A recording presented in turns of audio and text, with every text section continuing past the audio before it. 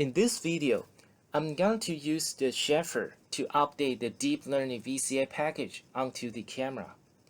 The Deep Learning VCA is the VivoTech's self-developed video analytics module running on the camera. So now we are at the camera's maintenance page, and we can find the Upload Package tab. Select the camera's internal storage as the place that we are going to update the Deep Learning VCA package. Then we can select the right version of the package from the computer, and then start the package upload. Normally, it will take about half a minute to upload the file, depending on the package size.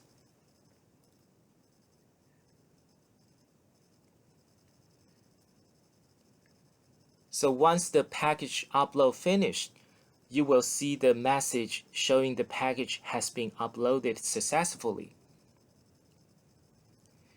And then we can go to the package management page to check the Deep Learning VCA package showing with the new version. Alright, so let's wrap up this training section. VADP is an open platform provided by VivoTech, while the system integrator or the third-party software developer or the VivoTech VCA team or cloud team can add the specific software application module onto the camera.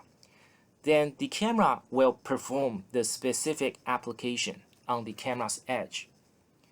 For sure, you can do all the VADP package settings on the camera's web page. However, Chauffeur provides user an easy-to-use interface to manage those VADP package across the multiple cameras. You can do batch setup, including enabling, disabling, or uninstalling the package.